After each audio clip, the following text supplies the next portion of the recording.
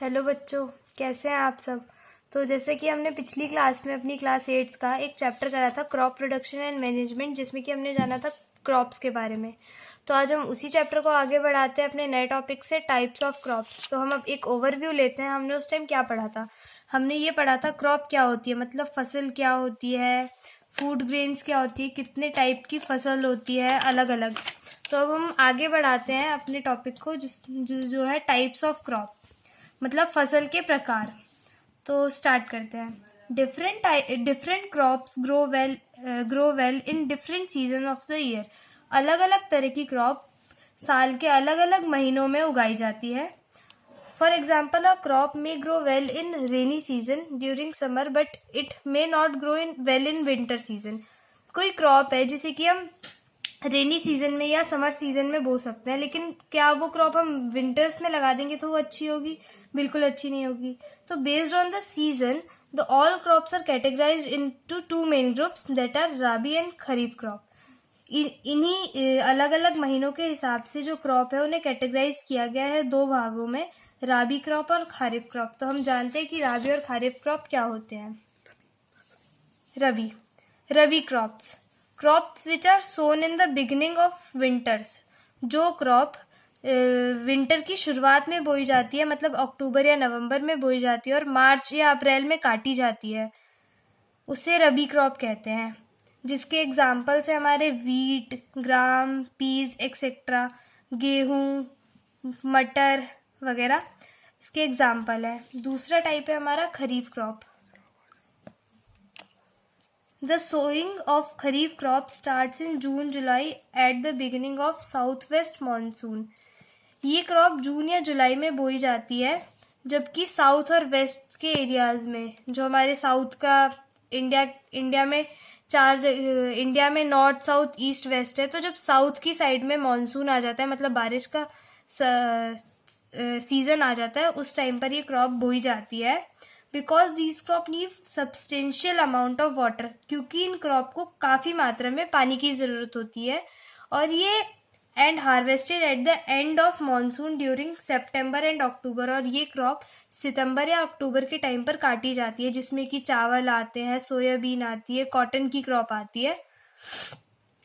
Till about 10,000 BC, मतलब काफी समय पहले, 10,000 से ज्यादा साल पहले, Before Christ, people were continuously moving in groups from place to place in search of food and shelter. जब क्राइस्ट का टाइम था, उससे भी करीब 10,000 साल पहले पीपल ग्रुप्स बना के इधर से उधर भटका करते थे फूड और शेल्टर के लिए, खाने और अपने रहने की जगह के लिए। These peoples ate raw fruits and vegetables found in nature and start hunting animal for food. ये लोग पहले के समय में तो कच्चे फल या कच्ची सब्जियां खाते थे, और इन्होंने फिर धीरे धीरे स्टार्ट किया जानवरों का शिकार करना। Later they settle near the sources of water such as river, cultivated land to produce wheat, paddy and other food crops. धीरे धीरे जब ये लोग काफी टाइम आगे बढ़ता गया, ये लोग सभ्यता एक अपनी बनाने लगे, तो इन लोगों ने रिवर्स के पास रहना शुरू कर दिया। वहां पर ये अलग अलग तरह की क्रॉप, कल्टिवेटेड लैंड्स, मतलब अलग अलग खेत जगह पर क्रॉप्स को उगाने लगे, जैसे कि वीट मतलब गेहूं, पैडी, राइस, अलग अलग फूड क्रॉप्स उगाने लगे। द ग्रोइंग ऑफ प्लांट्स और crops in the field for obtaining food like wheat, rice etcetera is called agriculture. तो जो ये किसी भी खेत पर अलग अलग फसलों को उगाना, इसे कहते हैं हम एग्रीकल्चर, मतलब खेती करना, कृषि। हम एक फैक्ट फाइल दे रखी है, जैसे कि आपकी बुक में, some crops are sown between March and June are called zaid crop. कुछ क्रॉप्स ऐसी होती है जो दो सीजन के बीच का टाइम होता है ना, उनके बीच में बोई जाती है, जिसमें जैसे कि मार्च से जून के बीच में, उन्हें ज़ैद क्रॉप कहते हैं। जैसे कि cucumber, watermelon, pumpkin etcetera, cucumber, खीरा, तरबूज वगैरह, ये सब बोए जाते हैं। ये ज़ैद क्रॉप के एग्जाम्पल है। अब आगे बढ़ते हैं हम अपने step involve in agriculture practices. इसका मतलब है क्या हम ऐसे क्या कदम उठाए जिसकी वजह से जो हमारी क्रॉप उगा रहे हैं हम, उसकी वो और अच्छी क्वालिटी की हो, मतलब उसकी मात्रा बढ़े, वो थोड़ी अच्छी क्वालिटी की हो। तो पढ़ते हैं। Farmer carry out certain activities to ensure a good crop yield in a particular sequence. Farmers ने कुछ ऐसी एक्टिविटीज को निकाला जिसकी वजह से गुड क्रॉप हो, मतलब अच्छी फसल हो. These activities are called agriculture practices. ये एक्टिविटीज कही जाती है agriculture practices. These activities are named in the form of a flow chart. हम इन एक्टिविटी को पढ़ते हैं. सबसे पहले किसी भी क्रॉप को उगाने के लिए हमें प्रिपरेशन ऑफ सॉइल करनी पड़ती है, जो कि 2 मेथड से होती है. पहला उसकी जुताई करना खेत की, दूसरा लेवलिंग करना. लेवलिंग करना मतलब मिट्टी को बराबर करना, ताकि उस खेत में अगर हम पानी दें तो पानी खेत के हर जगह पर जाए. ये नहीं कि कहीं मिट्टी ऊंची नीचे हो तो किसी जगह पे पानी भर जाए, किसी जगह पे पानी ना पहुंचे. उसके बाद selection and sowing of good seeds. अच्छी तरह के बीजों का चुनाव करना और उन्हें अच्छे से बोना. Adding manure and fertilizers. उसमें कुछ खाद मिलाना जिसकी वजह से जो उसमें खरपतवार उग जाते हैं, जो कीड़े लग जाते हैं, वो ना लगे और क्रॉप की वैरायटी थोड़ी अच्छी हो. वीडिंग. अनवांटेड प्लांट्स होते हैं, खरपतवार को रिमूव करना. उसके बाद क्रॉप का प्रोटेक्शन करना. उसमें कुछ दवाइयाँ डाल के जब उस क्रॉप को स्टोर करने से पहले उसमें कुछ क्रॉप प्रोटेक्शन करना. मतलब इस तरीके से कि जैसे उसमें कुछ दवाइयाँ मिला दे ताकि वो क्रॉप जल्दी खराब ना हो, कीड़े ना लगे. Harvesting, threshing and winnowing of crop. पहले क्रॉप को काटा जाता है, उसके बाद उसमें से दाने निकाले जाते हैं, उसके बाद उसका स्टोरेज किया जाता है ताकि वो क्रॉप काफी समय तक खराब ना हो अगर हम उसे स्टोर करें. तो हम पढ़ते हैं पहले प्रिपरेशन ऑफ सॉइल से. The preparation of soil is very important part of growing the plants. किसी भी प्लांट को उगाने से पहले प्रिपरेशन बहुत जरूरी होती है. Plant absorb water, nutrients and minerals from the soil.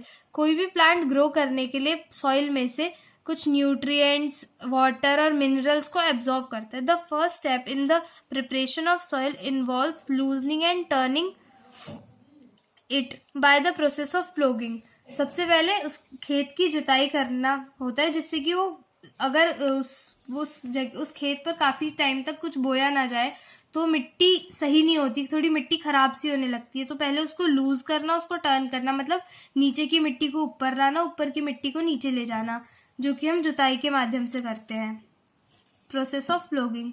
Loosening of soil is important because. Soil को लूज करना क्यों इम्पॉर्टेंट है? Loose soil allow the root to penetrate deep into the soil so that plants can held more firmly to the ground. Losing of soil allows the root to penetrate deep. अगर soil loose रहेगी तो किसी भी पौधे को हम लगाएंगे तो उसकी जड़ ज्यादा नीचे तक जा पाएगी ताकि वो प्लांट अच्छे से अपनी पकड़ बना सके मिट्टी पर.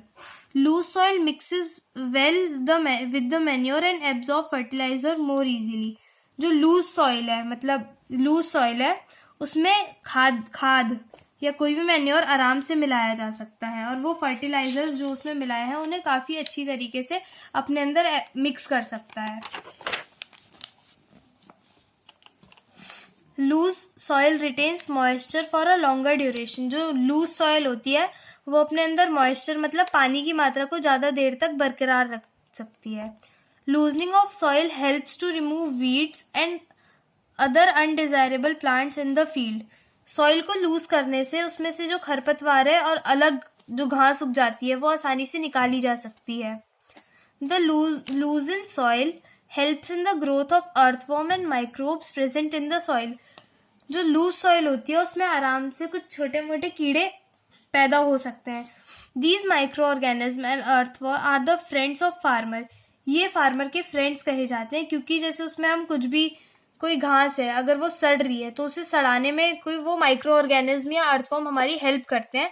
इसीलिए अर्थवॉर्म को या माइक्रो ऑर्गेनिज्म को फार्मर और फ्रेंड भी कहा जाता है. Because they loosen the soil and add humus to it. अब ह्यूमस क्या होता है? ह्यूमस एक नेचुरल मैन्योर होता है, मतलब ह्यूमस अपने आप मिट्टी में जो भी कुछ सड़ रहा है माइक्रो ऑर्गेनिज्म की हेल्प से उसे ह्यूमस कहते हैं, जो कि नेचुरल होता है, उसे कहीं से ऐड करने की जरूरत नहीं होती. The loosening and turning of soil during ploughing brings the nutrient rich soil to the top so that the plant can use these nutrition. जैसे कि मैंने भी आपको बताया था कि लूजनिंग या प्लोगिंग करने से, जुताई करने से नीचे की मिट्टी ऊपर, ऊपर की मिट्टी नीचे आ जाती है। जैसे हम किसी भी खेत पे बार बार एक ही क्रॉप को बोते जाएं, तो उस वजह से उस क्रॉप को न्यूट्रिएंट्स चाहिए होते हैं, जैसे कोई भी एलिमेंट चाहिए होता है, कार्बन चाहिए होता है या कुछ भी एलिमेंट चाहिए होता है, तो वो ऊपर की सॉइल से वो प्लांट लेता जाएगा। अगर हम नीचे की मिट्टी ऊपर या ऊपर की मिट्टी नीचे उसे पलट देंगे, मिट्टी को मिक्स कर देंगे, टर्निंग कर देंगे, तो नीचे के न्यूट्रिएंट्स ऊपर आ सकते हैं और फसल को जो या किसी भी क्रॉप को चाहिए वो आराम से ले सकता है। The loose soil allow the root of plant to breathe easily. Plant को हवा चाहिए होती है या कुछ भी चाहिए होता है, सॉइल चाहिए होती है, तो लूज सॉइल होगी, मतलब थोड़ी खुली खुली मिट्टी, वो आराम से प्लांट को ब्रीथ करने में हेल्प करेगा, मतलब मिट्टी से कुछ भी लेने में हेल्प करेगा। Ploughing of soil is done by प्लोग्स।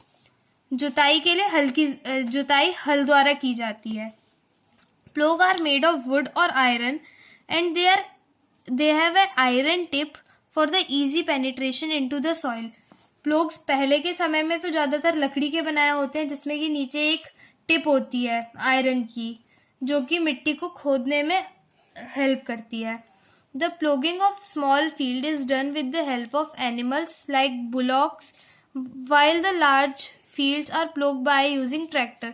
छोटी जगहों में तो बैल की मदद से हल जोताई कर दी जाती है, लेकिन बड़े खेतों में या बड़ी जगह पे ट्रैक्टर्स का यूज किया जाता है जुताई करने के लिए। If the soil is very dry it break into large mud crumbs during ploughing. अगर मिट्टी बहुत ज्यादा सूखी है, उसमें पानी की मात्रा नहीं है, तो वो बड़े बड़े टुकड़ों में मिट्टी को तोड़ेगा। जैसे कि आपको इस इमेज में दिखाया जा रहा है, ये थोड़े बड़े बड़े टुकड़े आपको दिख रहे हैं। देखिए इस इमेज में थोड़े बड़े बड़े टुकड़े आपको दिख रहे हैं। अगर मिट्टी कम होगी तो the mud crumbs are then broken down by using soil plank and crumb crusher. तो उसके बाद एक टूल होता है हमारा क्रम क्रशर, जिसकी हेल्प से उन मड क्रम्स को, बड़े बड़े मिट्टी के टुकड़ों को छोटे छोटे में तोड़ा जाता है। The ploughed soil is level by pressing it with a wooden leveller और एन आयरन लेवलर। लेवलर एक प्लेन नीचे से मशीन होती है, या वो कोई टूल मान सकते हैं हम उसे, जिसकी हेल्प से उस फील्ड को प्लोग करने के बाद लेवल किया जाता है प्रेसिंग के द्वारा, दबाव देने के द्वारा, सो that the top soil is not blown away by the wind. जिससे कि जो हमारी टॉप सॉइल की लेयर है, जो कि हवा से उड़े ना। Drained of by the water and soil erosion is prevented. अगर वो ऊपर की मिट्टी सूखी सूखी होगी या दबी नहीं होगी, तो वो हम उस पर पानी डालेंगे तो मिट्टी एक जगह से सरक के इधर उधर हो सकती है, चाहे हवा से उड़ सकती है। तो प्रेसिंग करने के द्वारा हम सॉइल इरोजन को प्रिवेंट कर सकते हैं। Then after leveling of field is necessary for sowing seeds and watering. तो जो लेवलिंग है वो इसलिए नेसेसरी है सीड बोने के लिए और उसको वाटरिंग करने के लिए। This is done with the help of wooden और आयरन लेवलर। ये किसी वुडन और आयरन के लेवलर के द्वारा किया जाता है। तो हमने आज अपना ये टॉपिक खत्म करा है। आपको मैं अगली क्लास में सिलेक्शन ऑफ सीड और उनकी बुआई के बारे में बताऊंगी। ये वीडियो मुझे पता है आपको एक बार में समझ नहीं आएगी, आप इस वीडियो को 2 से 3 बार देखिए ताकि आपको समझ में आए। एक एक लाइन को रीड करिए। अगर आपको कोई दिक्कत आती है तो आप सर के पास कांटेक्ट कीजिए, सर आपको उस चीज़ की उसमें हेल्प करेंगे और आप इसको अच्छे से पढ़िए। तो मैं आपको अब अगली क्लास में मिलती हूँ। Thank you.